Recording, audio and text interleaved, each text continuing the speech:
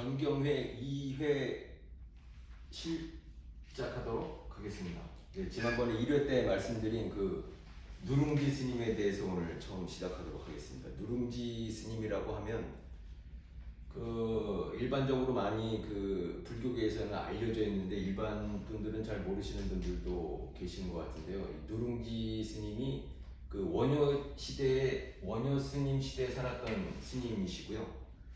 그 원효가 워낙 이제 그 도가 깊어져서 자기를 이제 찾아오는 사람도 많고 그러니까 이제 좀 숨어서 지내야겠다 이렇게 생각을 해서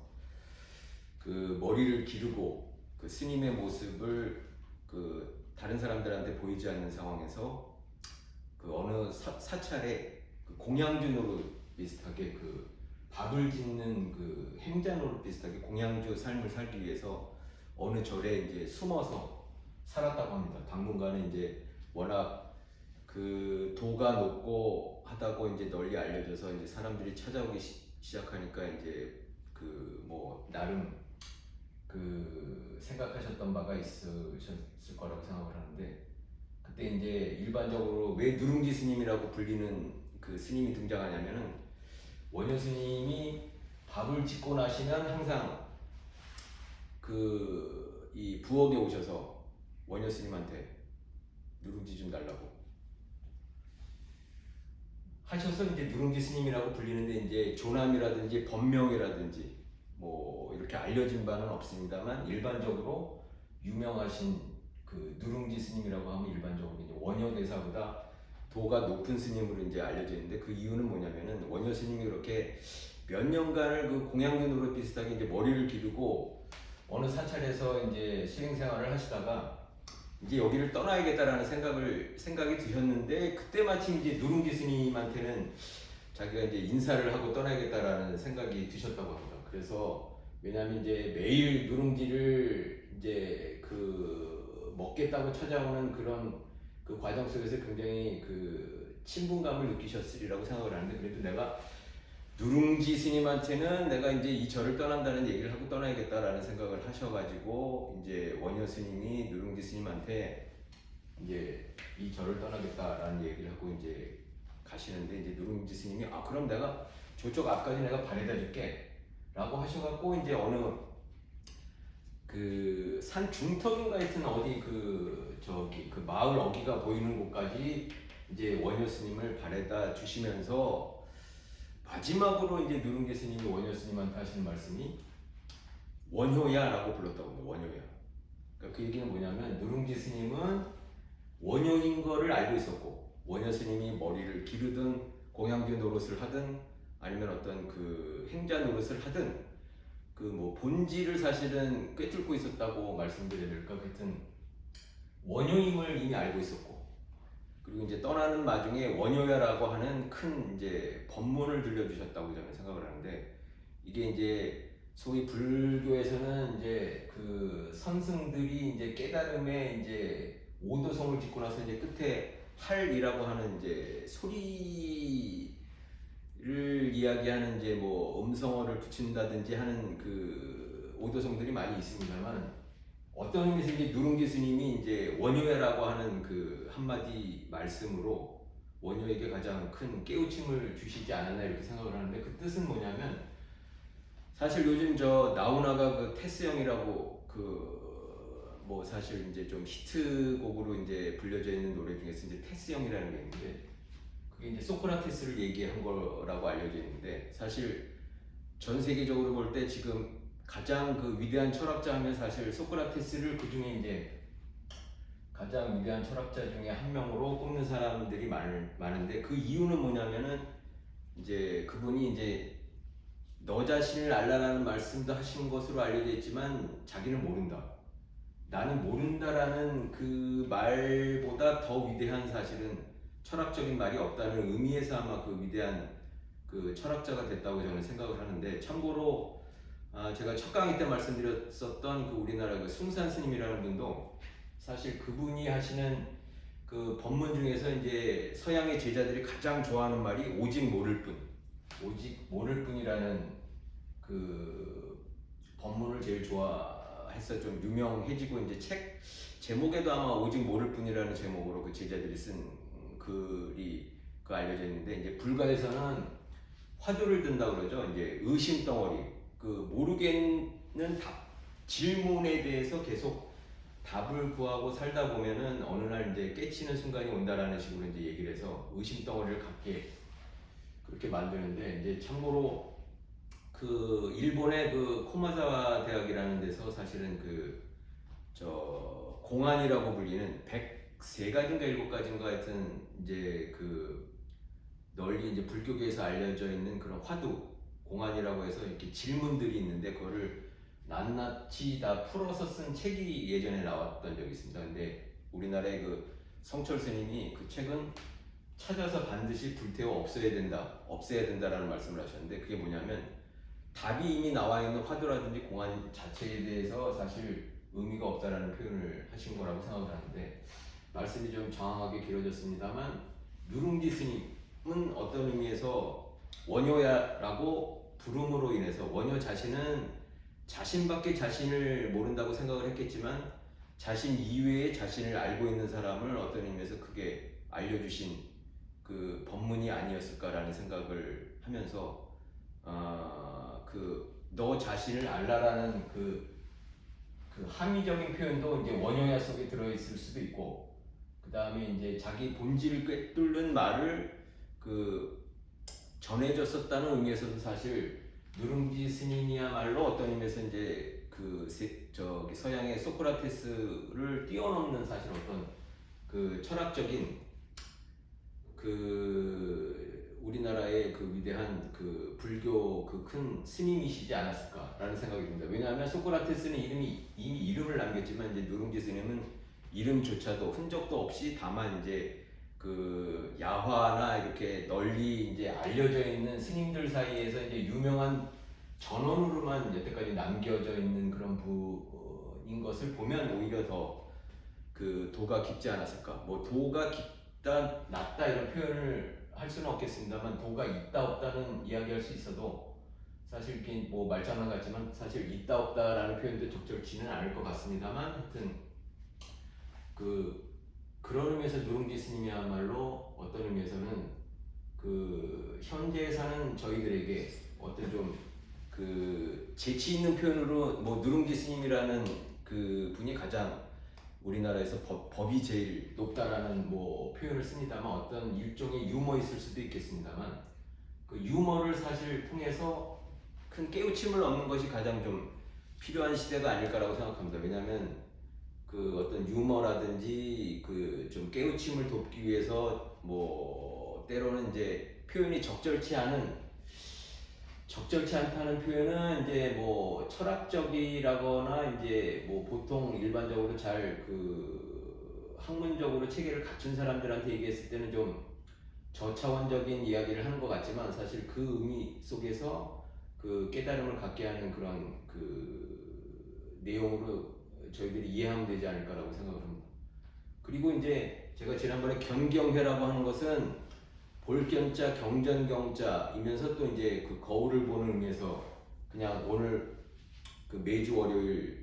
일요일 오전 9시에 예전 그 연경반에서 모이듯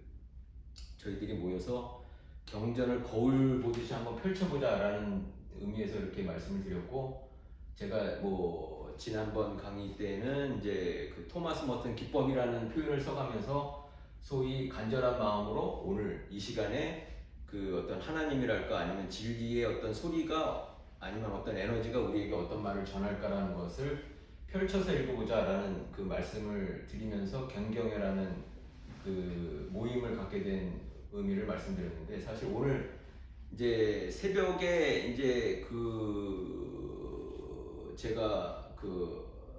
자고 있는 곳이 사실은 이제 하늘을 보면서 잘 수 있는 그 거실에서 제가 그 주로 자고 그러는데 그 문득 이제 제가 떠오르는 그 표현 중에서 이제 이사야 43장에 대한 그 표현이 있었습니다. 이 표현이 오늘 여러분들과 한번 나눠보고자 하는 공유의 말씀으로 그 제가 좀 적어왔는데요. 이사야서 43장 2절. 이거를 써온 이유가 뭐냐면 제가 최근이라고 하면 사실은 오늘 이제 오전에 그러니까 9시에서 9시 30분까지 제가 그 이성표 선생님한테 그 불교 강의를 좀 해주십사. 왜냐면 이분이 또그 미얀마에서 직접 이제 수행도 하셨고, 그리고 불교에 또 나름 심취하셔서 많이 그 뭐 포교 생활을 위해서 또 교육도 받으시고, 얼마 전에 뭐 교육도 마치시고, 그래서 뭐 포교사 공부도 하시고 그러는 것 같아서 그 한번 모셔서 한 30분 불교 강의를 말씀을 드렸더니 이제 그분이 하시는 말씀이 오늘 흔쾌히 오시겠다라고 하셨다가 이제 하시는 말씀이 요즘 그 여러 가지 그 심란한 문제들이 있어서 마음적으로 좀 그 불편한 문제들을 이야기를 하시더라고요. 그래서 제가 생각하신 게 뭐냐면 역시 그 불교라고 하는 불심의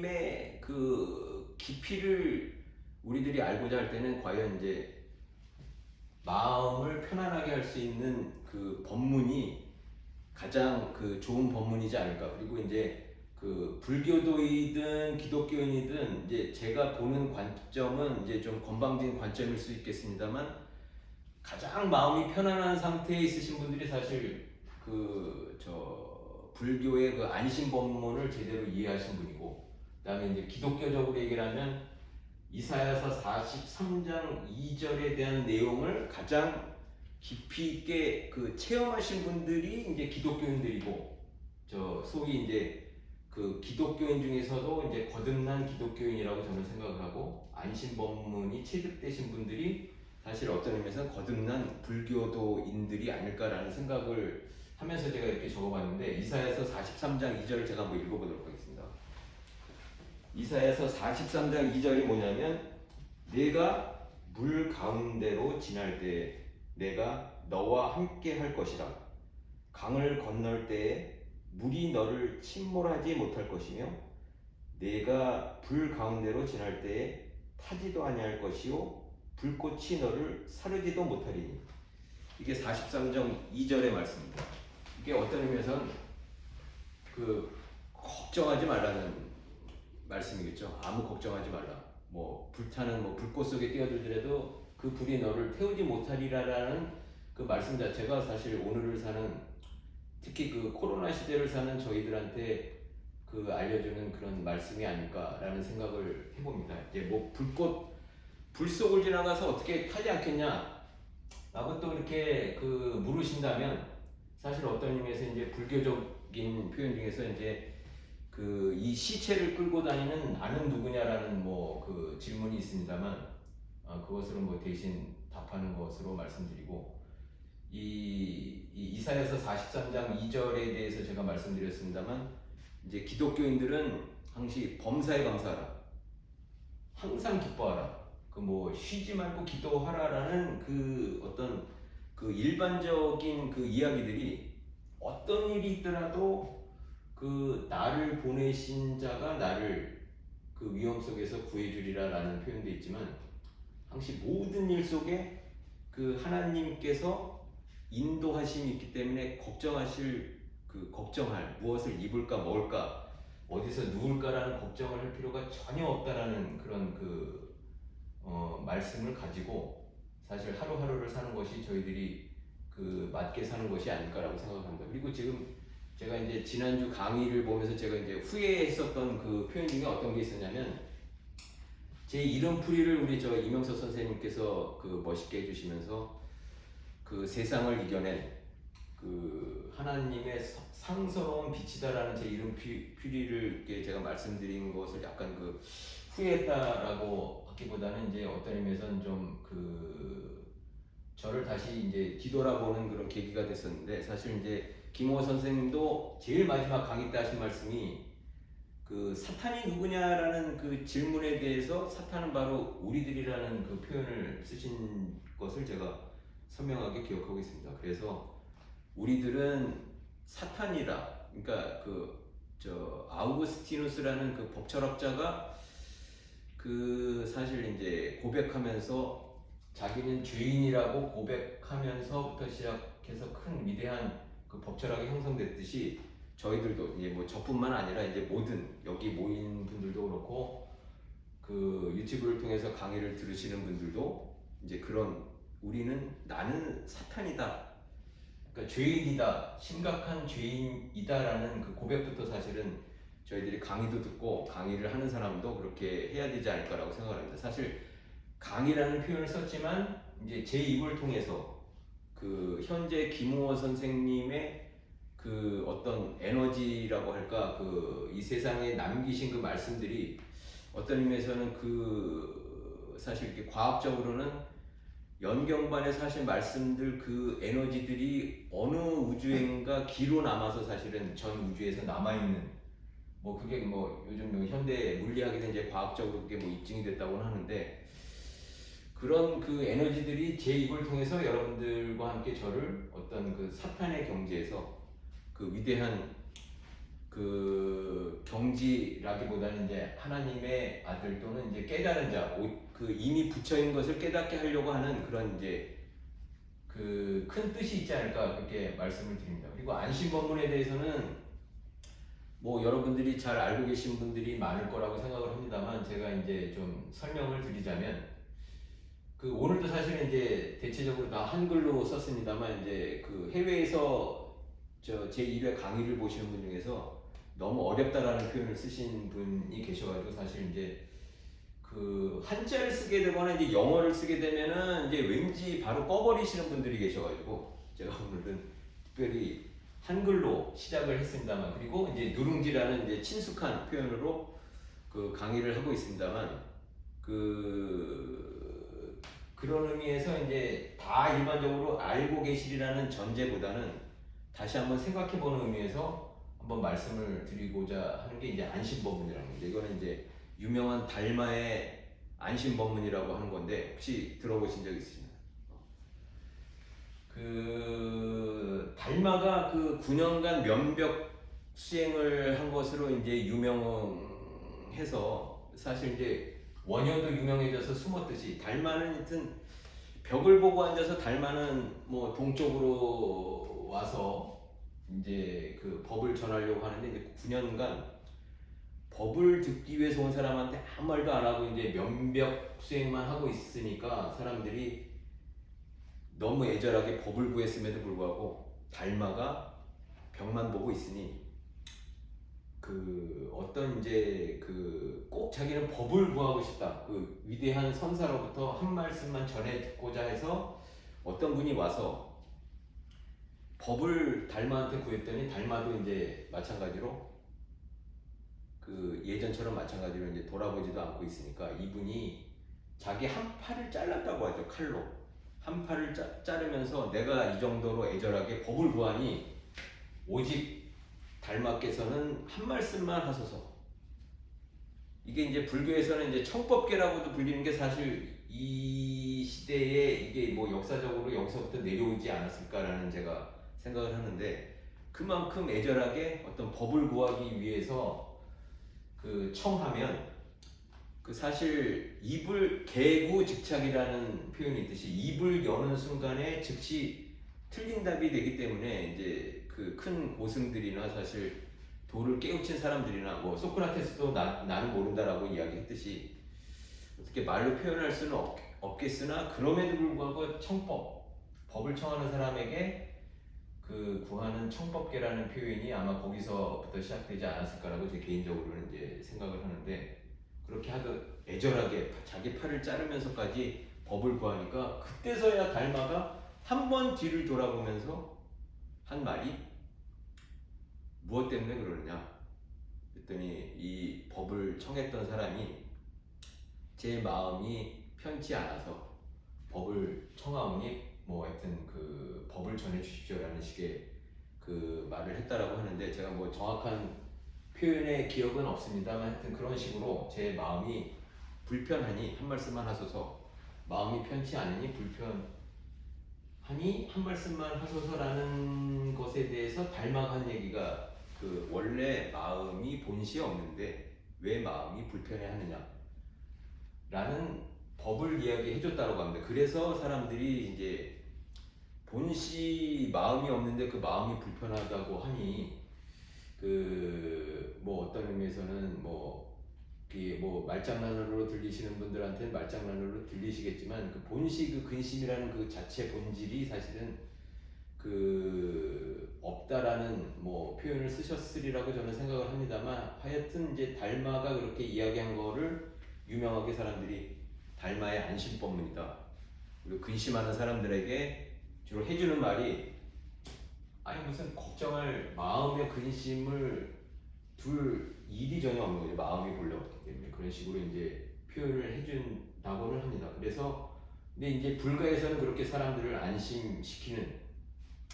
그런 법문이 있고 예, 기독교적으로 보면은 아까 읽은 이사야서 43장 2절이죠. 그 뭐 그 물에 빠져 죽을 걱정도 없으니 그 강물을 건너더라도 걱정하지 말고 그 뭐 불꽃을 지나가더라도 불구덩이에 들어가더라도 불에 타 죽지 않도록 내가 할 것이니 아무 걱정하지 말라는 그 말씀 그 자체가 사실 오늘을 사는 우리들에게 큰 힘이 되는 그런 어떤 의미에서 불가에서 얘기하는 안심법문이 아닐까라고 생각을 합니다. 그래서 보면 이제 불교하고 사실 기독교가 전혀 반대적인 입장에서 설명을 하고 있습니다만 그 본질 자체는 사실 거기서 얘기하는 진리 자체는 사실 다르지 않다라고 생각을 하기 때문에 오히려 예전에 그 김호호 선생님도 하시는 말씀 중에 본인이라고 하면 이제 김호호 선생님께서 자꾸 이제 불교적인 이제 불경을 강의한다든지 그런 이유에 대해서 많은 사람들이 묻기도 하고 또 어떤 때는 어느 교회에서 우리 김호호 선생님이 설교를 하시다가 멱살을 잡히시고 끌려 나오셨다는 그 말씀을 김호호 선생님이 예전에 저한테 해주셨던 말씀이 있는데 왜냐하면 왜 이 성스러운 그 기독교 그 저 교회 안에서 그 불교에 대한 이야기를 하느냐라는 식의 이제 그 강력한 항의였을 수도 있겠는데 이제 멱살을 잡히시면서 끌려 나가실 정도였음에도 불구하고 이제 경전 강해라든지 불교식 그 어떤 그 이야기들을 풀어내신 이유는 이제 김호호 선생님 말씀이 제가 기억하기로는 불교가 굉장히 정리가 잘 돼 있다라는 식의 말씀을 하신 것을 기억합니다. 정리가 잘 돼 있다. 근데 어떤 의미에서는 정리가 잘 돼 있다라는 말씀은 이제 그것도 이제 불교적으로 얘기하면 교종이라고 할 수 있고 교종. 불교에서는 이제 크게 교종과 선종이라는 그 표현으로 이제 나누는 방법이 있는 것으로 제가 기억하는데 이게 뭐냐면 쉽게 말씀을 드리면 그 해외에서 보시는 분들이 자꾸 어려워해서 제가 이제 쉬운 표현으로 말씀을 드리면 이게 굉장히 신뢰되는 말씀이지만 이제 제가 김홍호 선생님과 이명섭 선생님을 화장실에서 마주쳤었던 그 사례로 한번 이거를 한번 설명을 해드리겠습니다. 그 불교적인 의미와 이제 교종과 선종의 의미를 좀 말씀을 드리고자 하는데 예전에 제가 김홍호 선생님하고는 화장실에서 굉장히 자주 마주쳤었던 기억이 있습니다. 왜냐하면 제가 그때는 이제 그 대전에서 그 연경반 강의를 들으러 와야 되기 때문에 이제 기차를 타고 와야 되기 때문에 좀 일찍 오는 편이었고 제가 어디든지 하여튼 그 약속을 잡을 때는 하여튼 30분씩 일찍 가는 그 습관이 들어있어서 왜냐하면 돌발적인 상황 속에서도 꼭 약속은 지켜야 된다는 뭐 이렇게 강박관념이 있었어 가지고 항시 30분 정도 이제 일찍 연경반에 오다 보면 거의 매주 아마 그 화장실에서 김호호 선생님하고 마주쳤었던 기억이 있는데 그 이제 그 말씀을 드리자면 어떤 거였냐면 어느 날 이제 제일 처음에 이제 화장실에서 김호호 선생님을 뵀을 때 화장실 그 연경반 그 지하로 내려가기 전에 1층에 아마 화장실이 있었던 것으로 기억하는 그 앞에 이제 그 의자가 놓여 있습니다. 근데 이제 그 제가 화장실에 들어가려고 이제 그 하는데 그 의자에 이제 그 가방이 놓여져 있었어요. 가방이. 그래서 제가 이런 시간에 누가 이제 가방을 그냥 여기다 아무렇지도 않게 내려놨구나. 물론 이제 교회니까 뭐 가져가실 분도 없으리라고 생각을 하는데 그렇게 또 값싸 보이는 가방도 아니었지만 뭐 이렇게 귀한 게 들어있을 법한 이제 가방이었기 때문에 검은 가방. 이제 좀 걱정하면서 이제 화장실 안에 들어갔더니 거기 안에서 우리 저 김웅호 선생님께서 계셨고 이제 우연하게도 이제 저랑 그 나란히 이제 소변을 보는 이제 제가 그런 영광을 가진 기억이 있는데 김호 선생님께서 소변을 보시고 거울을 보시더라고요. 제가 그때도 이렇게 충격적이었던 게 아니 그 위대하신 우리 스승께서 그 제가 봤을 때는 그 뭐 거울을 본다고 해서 머리 이렇게 그 머리카락을 약간 이렇게 쓰다듬으셔갖고 이제 교정이라기보다 이제 머리를 그 옷을 보신 게 아니라 머리카락을 이렇게 쓰다듬으셨던 기억이 나는데 김호호 선생님 머리카락이 이렇게 쓰다듬으신다고 이렇게 그 세련되게 바뀌거나 하는 그 머리카락이 아니었기 때문에 제가 이제 나름 이제 김호호 선생님도 나름 강의 시작하시기 전에 거울도 보시는구나 라는 생각을 하고 그 나왔었던 그 기억이 있는데 굉장히 이제 우연하게도 이제 어떤 날은 제가 이제 그 화장실에서 우리 이명섭 선생님 혹시 강의 듣고 계시면 굉장히 무례를 보면서 죄송합니다. 우리 이명섭 선생님을 또 제가 화장실에서 본 에피소드를 좀 말씀을 드리고자 하는데 어느 날 화장실에 들어가서 김홍호 선생님이랑 예전에 제가 소변을 같이 봤었던 이야기를 했습니다만 그날은 이명섭 선생님이랑 소변을 같이 보는 영광을 제가 가졌었던 기억이 있는데 그때도 제가 굉장히 충격적인 게 뭐였냐면 이명섭 선생님은 한쪽에 무거운 가방을 두시고 그 화장실에서 소변을 보셨던 걸 제가 기억하고 있습니다. 그게 굉장히 저한테는 충격적이었습니다. 근데 이제 뒤돌아서 언젠가 제가 이명섭 선생님한테도 이 말씀을 드렸었던 것 같은데 이게 어떤 의미에서는 불교에서 얘기하는 선종과 교종의 차이가 아닙니다. 그러니까 그 김호 선생님도 뭐 이제 그 언어적으로 아니면 이제 단어적으로 좀 어렵다든지 아니면 좀 더 그 심도 있게 알아보고자 하실 때는 이명섭 선생님한테 물어라. 그거는 이명섭 선생님한테 물어라. 잘 아실 테니까 이렇게 말씀하셨던 게 제가 기억에 나고 이제 김호 선생님 저서 중에서도 아마 그런 표현이 있었던 것으로 기억을 하는데 그 어떤 의미에서 선종의 입장에서는 김홍호 선생님이 어떤 선종의 입장에 계셨던 게 아닐까라는 생각을 하고 제 나름대로 그다음에 이제 건방진 표현입니다만 이제 우리 이명섭 선생님은 교종의 입장이 아니셨는가. 그러니까 이게 그 돈수라든지 도노 점수라는 그 첨예한 대립으로 좀 우리나라 불교계에서 유명했었던 게 있는데 혹시 돈수나 도노 점수는 들어보신 기억이 있으시죠? 그건 워낙 그 불교계라든지 그런 데서는 유명하게 알려져 있습니다만 저는 이제 그 이명섭 선생님한테 가장 존경스럽고 배워야 된다고 생각을 하는 게 뭐냐면 그렇게 가장 많이 알고 계심에도 불구하고 오직 많이 알고 계시면 우리 위대하신 그 현재 김홍호 선생님조차도 잘 모르는 게 나오거나 그 어떤 그 궁금한 사항이 있으면 이명섭 선생님한테 물어라 라고 하실 정도로 속이 어떤 의미에서 이제 인가를 받으신 표현을 써서 이제 적당할지 모르겠습니다만 그만큼 많이 지적으로 알고 계시는 분임에도 불구하고 끊임없이 공부를 하신다는 거. 그 다음에 이제 예전에 강의 때도 보시면 그 열정적으로 강의 준비도 해오시는 것은 물론이고 그 처절하실 만큼 정말로 열심히 연구하고 몰두하시는구나라는 그 생각을 제가 항시하고 있었기 때문에 그게 이제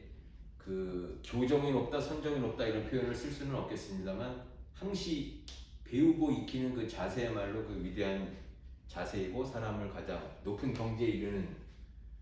그런 그 어떤 그 근원적인 그 것이라고 이렇게 생각을 하는데 이명선 선생님이야말로 평생을 공부해 오셨고 또 열심히 항상 그 강의를 하실 때도 준비해 오셨던 것이 기억이 납니다. 그게 이제 제가 화장실에서 마주쳤던 책을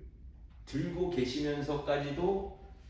그 어떤 책을 놓지 않으시려고 하는 그 어떤 그 교회에 대한 그 끊임없는 추구라고 이렇게 저는 감히 표현을 드리고 싶고 우리 김홍호 선생님은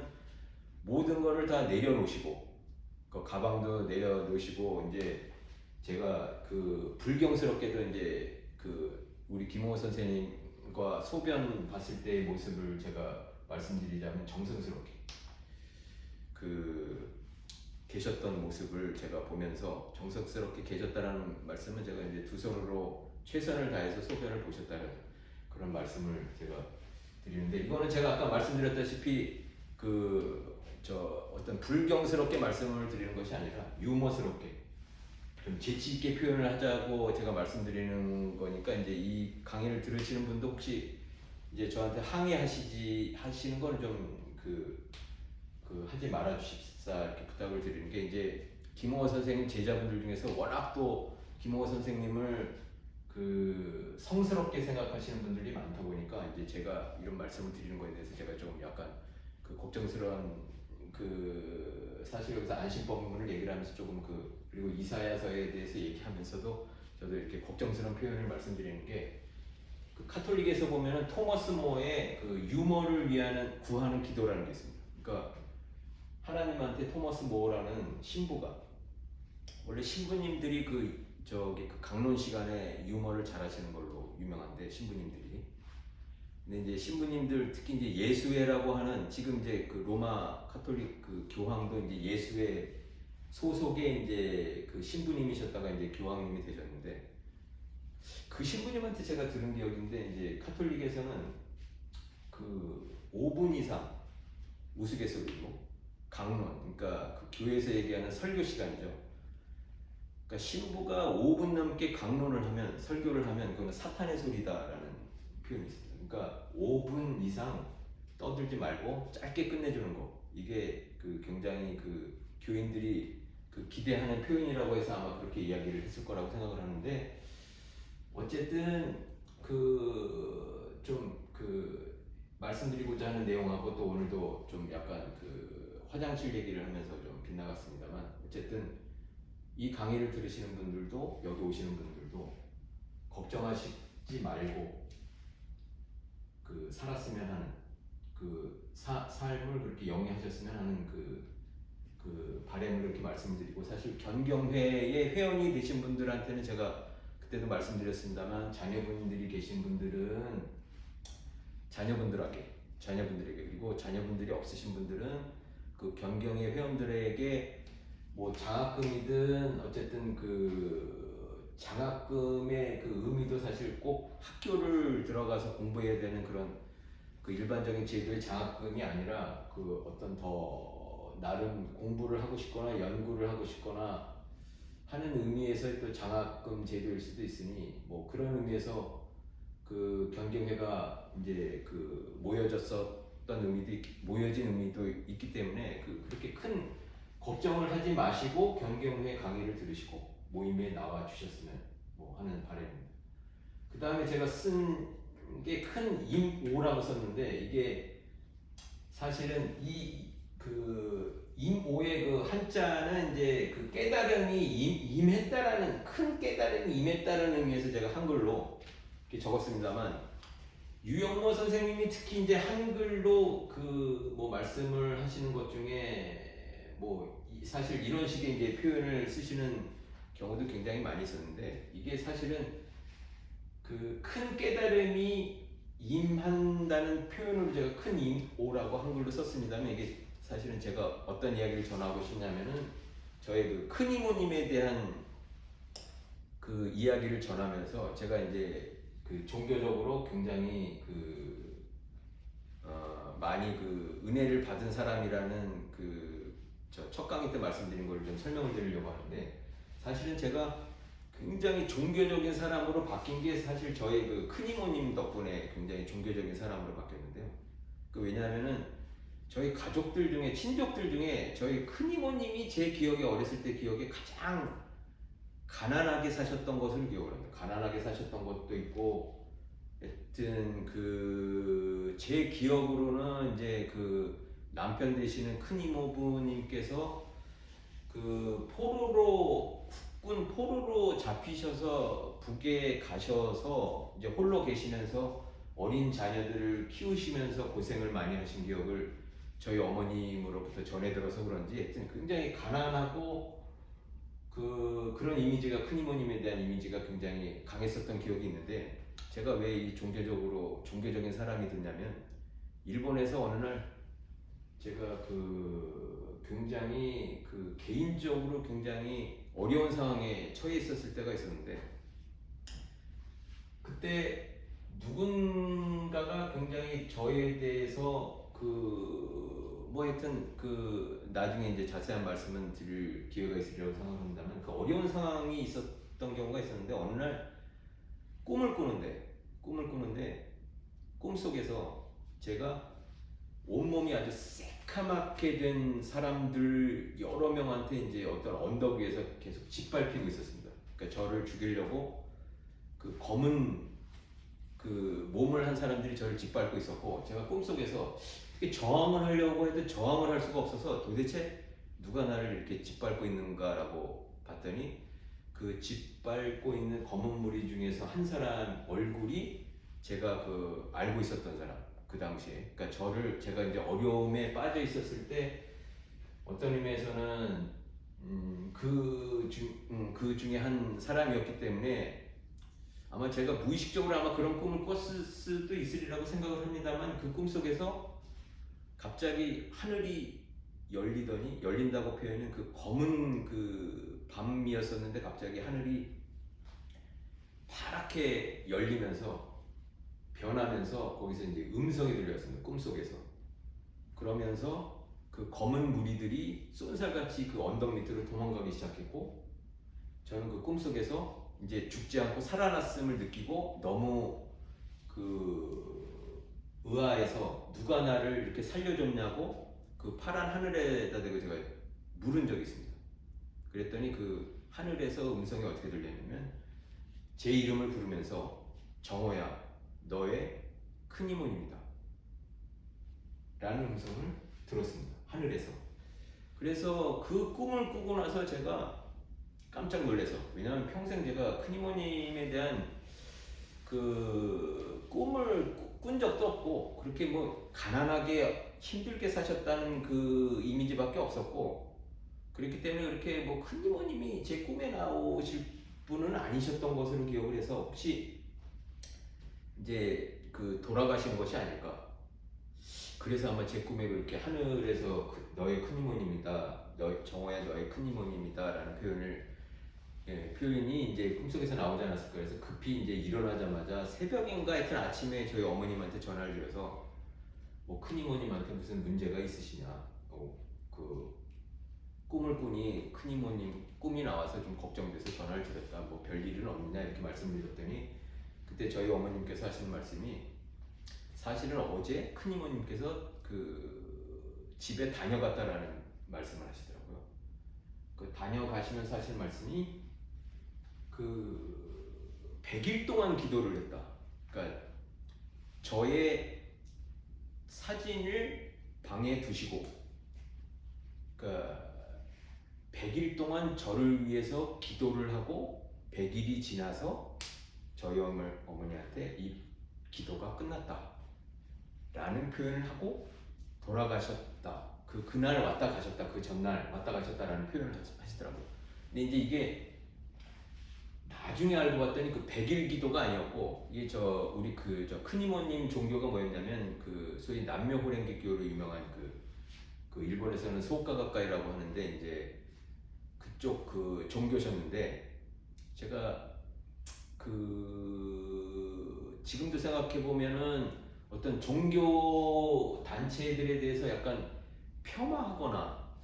그런 식의 그 이미지를 갖는 그 종교 단체 중에 하나였었던 것으로 저는 기억을 합니다만 물론 이제 지금은 그 어떤 종교 단체든 저는 이제 그 어떤 편협적으로 본다든지 폄하해서 보는 종교 단체는 이제 전혀 없습니다만 그 당시만 해도 제가 어린 나이였었고 젊은 나이였었기 때문에 아마 그렇게 생각을 했었던 것 같은데 나중에 혹시 강의를 보시는 우리 김학성 선생님 계실지 모르겠습니다. 우리 김학성 선생님이 이제 그 강의를 그 종교 모임에서 이제 그 김학성 선생님이 강의를 하시는데 제가 들었다기보다는 이제 그 강의가 끝나고 아마 제가 김학성 선생님한테 여쭤본 적이 있습니다. 이 큰 이모님에 대한 거를. 근데 이제 그쪽 모임에서는 이제 제가 그 종교 단체에 가서 모임에 참석해서 강의를 들었는데 제가 그 첫날 그 여기 오게 된 이유가 뭐냐에 대해서 이제 설명들을 이제 하게끔 아마 그 김학성 선생님이 아마 그렇게 이야기를 하셨던 것으로 기억을 하는데, 그래서 제가 일어나서 그 모임에 참석한 거는 이제 물론 이제 개인적으로는 김학성 선생님께서 나와 달라고 얘기를 하셔서 강제적으로 이제 끌려갔었던 겁니다만, 거기서 제가 한 말씀이 그 큰 이모님 덕택에 제가 여기 와서 이렇게 여러분들 종교에 대한 얘기도 듣고 강의도 듣고 그렇게 된 인연이 될 것 같습니다라고 하면서 큰 이모님에 대한 그 예전에 그 이제 하늘이 열리면서 정호야 너의 큰 이모님이다라는 그 꿈 이야기를 제가 전했었던 기억이 나는데, 이게 뭐냐면은 이제 그 일이 그 제가 종교적인 사람으로 바뀐 게 뭐냐면, 그 김학선 선생님한테 제가 들었는데 그 종교에서는 백일기도라는 표현을 안 쓰고 백만독이라고 합니다. 백만독. 그러니까 저희 어머님이 백만독을 백일기도로 잘못 전해 들으신 거라고 생각을 하는데, 백만독이 뭐냐면 그쪽 종교에서는 이제 그 제목을 한다고 합니다. 제목. 그러니까 남묘호랭개교. 그러니까 남묘호랭개교라는 뜻이 사실 이게 일본 말인데, 그 묘법 연화경에 귀의합니다라는 그 일본식의 그 일본어인데, 이제 그거를 이분들이 이제 그 제목한다 그래서 그것을 계속 불교식으로 얘기하면 진언이죠. 진언. 그 진언식의 어떤 계속 그 어떤 본인들이 원하는 그 것에 대해서 생각을 하면서 그것을 그 끊임없이 이야기를 합니다. 이 일본 말이죠. 남묘호랭개교. 근데 그 우리 큰 이모님께서 하신 것은 백일기도가 아니라 제 이름을 그 제 사진을 두고 저를 위해서 100만 번을 기도를 한 겁니다. 100만 번. 그래서 그 100만도, 그러니까 남묘호랭개교라는 그 진언을 유정호라는 사람 하나를 위해서 100만 번을 부르시고 끝내서 저희 어머님한테 그 본인이 가진 것은 없으나 그 해외에서 이제 그 공부를 하는 그 저를 위해서 기도를 하고 가셨던 그런 것이었던 거죠. 그 백만독이라는 게. 근데 이제 이게 사실 저도 이제 요즘도 그렇습니다만 종교를 어디를 믿느냐가 아니라 사실은 어떤 마음으로 그 종교를 대하느냐에 따라서 그게 틀려지는 것이지, 종교 자체는 중요한 거라고 생각을 안 하는데, 제가 그때 그것을 이제 저희 어머님으로부터 전해 듣고 나서 굉장히 종교적인 사람으로 바뀐 게, 간절히 기도하거나 어떤 누군가를 위해서 기도하는 것이 그 사람을 위해서, 타인을 위해서 그만큼 대단한 그 기적적인 효과를 보이는구나라는 것을 굉장히 절실하게 깨달았기 때문에 아마 그런 것도 있습니다. 그리고 그 일본에 가면은 그 카테드라르 성당이라는 게 있는데, 그게 이제 일본 추기경님들이 계시는 곳을 그렇게 부르는데, 그 성당에 가면은 그 루르도라고 하죠. 일본에서는 그렇게 표현하는데, 프랑스에 있는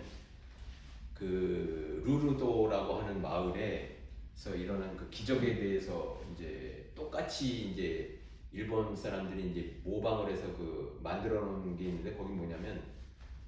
그 프랑스 그 마을에서는 이제 기적이 일어나는 걸로 유명한 마을인데, 그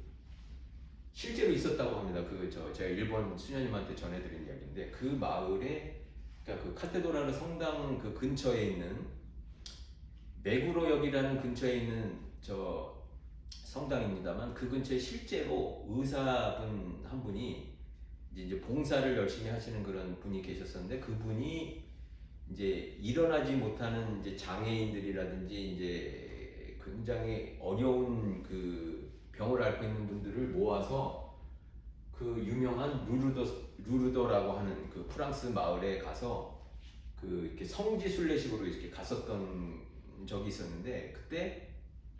기도를 하고 안진뱅이로 불렸었던, 평생 일어나지 못했었던 아이가 일어나는 그 기적을 자기가 체험을 하고, 똑같이 그 카테드랄 성당 옆에다가 그 저 성모 마리아상과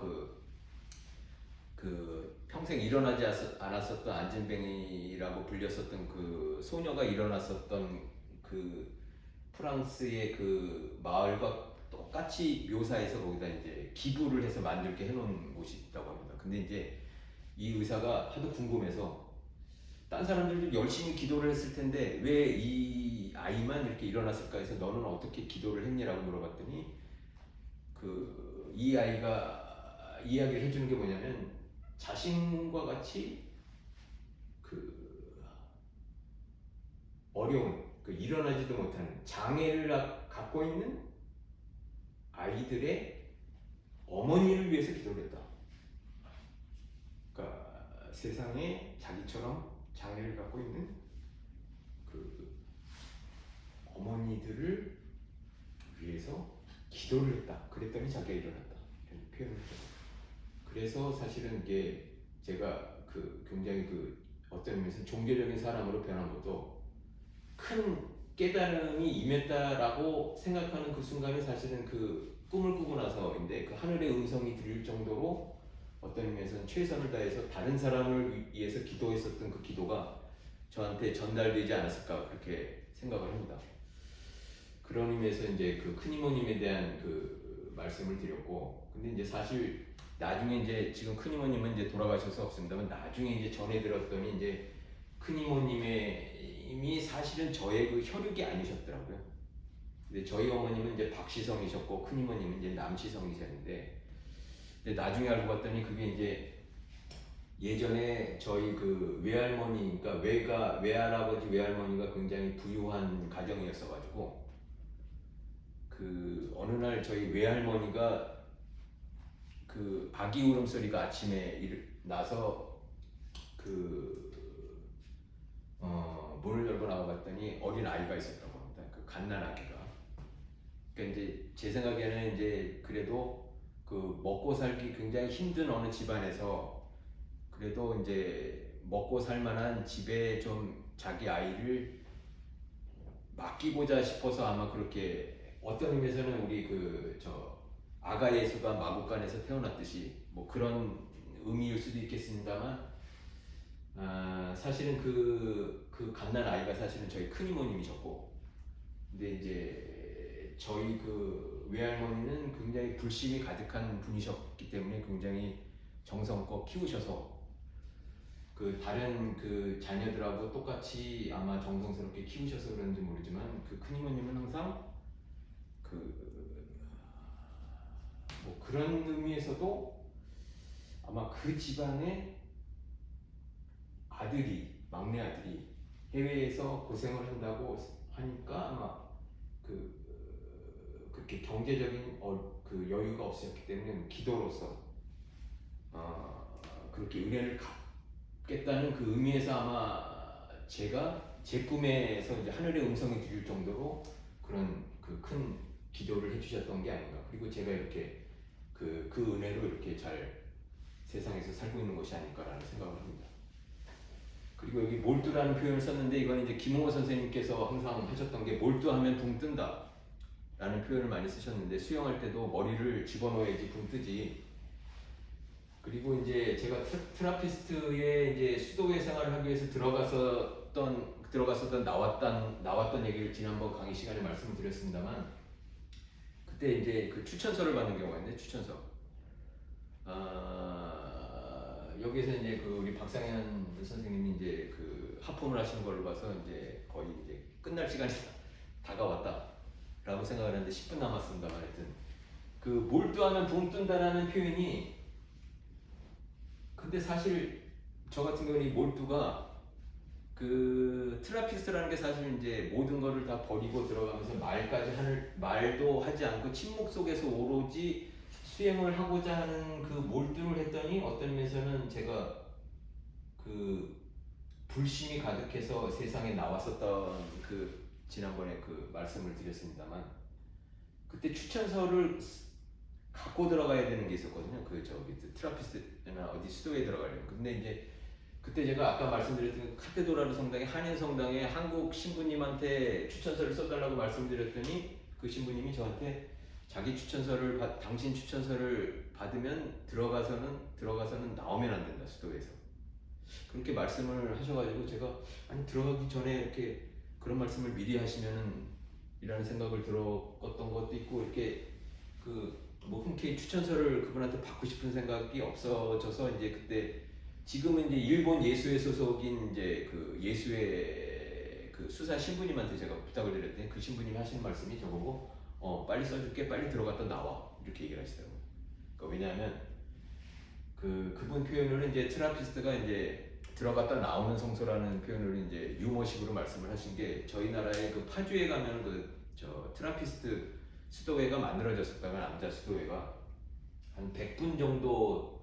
그 수도사가 있었던 것으로 알려져 있는데 그분들이 다 나왔었던 그 이제 그 수도회를 만드는 과정에서 또 그 뭐 소위 그 카톨릭 교회 정식 인가를 받지 못했었던 그런 부분들이 있어서 아마 그랬었다는 이야기를 들었습니다만 자세한 사항은 저도 모릅니다만 하여튼 남자 수도회는 트라피스트가 지금은 만들어졌을 수도 있겠습니다만 그 당시에는 그런 의미에서도 없었고 제가 이 말씀을 왜 드리냐면 몰두하면 붕 뜬다라고 하는 표현이 근데 그 몰두하면 진짜 가라앉는 경험이 어떤 경험이었었냐면 제가 이제 그 군대 생활을 할 때 그 훈련을 할 때 그 헤엄을 쳐서 나와야 되는 거였는데 사실은 제가 이제 뭐 헤엄도 못 치고 수영도 못 하다 보니까 그때 이제 훈련 중에 강을 건너는 훈련은 아니었고 이제 그 병사들 이제 그 뭐 이렇게 좀 쉬라는 표현으로 이제 가서 이제 그 수영 좀 하고 와라는 식으로 아마 했었던 것 같은데 근데 제가 수영을 못 하다 보니까 깊은 곳에 빠져버려서 제가 그 뭐 머리를 진짜 몰두했는데도 붕 뜨지 않고 그냥 계속 가라앉았었던 왜냐하면 기억이 나는데 그때 누군가가 제가 이제는 죽었구나라고 생각을 했었던 그 순간에 누군가가 저를 구해줬었던 그 기억이 납니다. 제가 이제 살면서 제 목숨을 구해줬었던 분들 중에 한 분이 이제 그분이신데 이제 누가 나를 구해줬는지는 모르겠습니다만 하여튼 군대에서 제가 그 강에 빠져서 그 죽는 그 순간에 누군가가 호련히 나타나서 저를 구해줬었던 그 기억이 나고요. 그 다음에 그 다른 한 번은 이제 다음번 기회 때 이제 뭐 말씀을 드리겠고 그 다음에 오늘 여러분들이랑 이제 나누고자 싶은 얘기 중에서 예언이라는 표현인데 이 예자가 한자로는 표현을 안 썼습니다만 예자가 이제 두 개의 의미가 있어서 앞날을 예언할 때의 예자와 예금할 때 예자 그러니까 그 간직하고 뭐를 그 지니고 있다라는 그 예자 두 가지가 있는데 근데 이거는 그 물론 이제 제가 드리는 말씀은 사실 제가 전해 들었거나 김홍호 선생님한테 전해 들었거나 이명석 선생님한테 전해 들었거나 다른 그 수행자들한테 전해 들었거나 스님들한테 전해 들었거나 하는 얘기를 제가 이제 뭐 말씀을 드리는 거지 제가 개인적으로 뭐 독창적인 말씀을 드리는 거는 거의 없다고 보시면 되는데 사실 그 예자가 제가 왜 이 예자를 말씀드리냐면 어떤 의미에서 이 견경회라는 게 앞으로 그 제가 1회 때 얼핏 말씀드렸습니다만 앞으로 어떤 식의 모임이 될 것이나 어떤 조직이 될 수도 있겠다라는 말씀을 드렸습니다만 그때 예자가 앞날을 그 예측하다의 예자가 아니라 그 하나님 말씀을 지니고 있다의 그 예자로서의 어떤 그 예언적인 그 표현이었다라는 것을 이제 뭐 말씀을 한번 드려보고 싶고 그 자력과 타력 말씀을 그 드리면서 이제 오늘 강의를 마치고 싶은데 자력과 타력이라고 하면 그 사실 어떤 의미에서는 아까 그 아가 예수 그 마국간에서 태어난 그 아가 예수야말로 자력으로 어떤 뭐를 할 수 있는 그런 그 상황이 전혀 아니었고 근데 어떤 의미에서는 이제 아가 부처를 의미하면 사실은 아가 부처는 뭐 일어나서 이것도 뭐 그 전해지는 이야기는 세 발자국을 걷고 나서 천상천하 유아 독전부터 시작해서 이렇게 말씀하셨던 게 있었다는 식으로 이제 전해 내려오는 것이 있겠습니다만 불교와 유불선과 유불선과 기독교의 가장 큰 차이이기도 하다고 생각을 하는데 김홍호 선생님도 타력으로 살자 그 태평양을 건널 때 강 위에 그 바다 위에 배를 타고 건너듯이 예수 그리스도라는 배 그 하나님의 배를 타고 건너자라는 표현을 쓰셨는데 사실 저희들도 김홍호 선생님의 배 어떤 그 스승들의 배를 타고 진리를 깨닫든 아니면 경전을 보든 그렇게 하는 것이 가장 사실은 쉬운 방법이고, 자력으로 어떤 것을 한다는 것이 얼마나 어려운지에 대해서는 이제 그 몰두하면은 붕 뜰 수도 있겠으나 몰두하면 죽는 수도 있고, 굉장히 그 어려운 게 이제 뭐 제가 연관해서 그 표현드릴 만한 것은 아니라고 생각을 합니다만, 그 어떤 의미에서 오늘 그 저 불교 강의를 하시기로 하셨던 우리 이성표 선생님께 제가 전해드리고 싶은 말은, 사실은 불교는 이제 김호 선생님도 인정을 하셨듯이 굉장히 잘 정리되어 있어서, 굉장히 학문적으로 또 세상에서 공부를 많이 하시는 분들은 굉장히 매력을 많이 느낄 수 있는 것들이 많이 있지만, 사실은 이 기독교적인 입장에서 보면은 그렇게 체계적인 그 지적인 만족을 일으킬 만한 그런 내용들로 접근하기는 굉장히 어려운 부분들이 있어서, 그러니까 오직 믿음으로 그 신앙 속에 들어가는 그 루터식의 것들이 있어서 굉장히 유치하게 들릴 수는 있지만, 어떤 의미에서는 김호 선생님께서 말씀하신 그 타력 부분이 그 어떤 경경회에서는 뭐 어떤 식의 뭐 유불선 이야기를 하든 이슬람 이야기를 하든 다른 종교 이야기를 하든 기독교 이야기를 하든 그 여러 가지 다양하게 말씀을 드리겠으나, 기본적으로는 김홍호 선생님께서 말씀하셨던 우리에게 조언해 주셨던 타력, 그리고 그 김홍호 선생님께서 항상 말씀하셨던 그 갈릴레아서인가요? 그게 저기 그 2장 22절인가 22장 2절인가 저는 기억이 잘 안 납니다만, 이제는 내가 사는 게 아니라 내 안에 있는 그리스도가 사는 것이다 라는 게 사실은 이사야 43장 2절의 말씀과 사실 일맥상통하는 그런 표현이 아닐까 그렇게 생각을 합니다. 그 오늘은 그 여기에서 제 강의를 2회 강의를 마치고,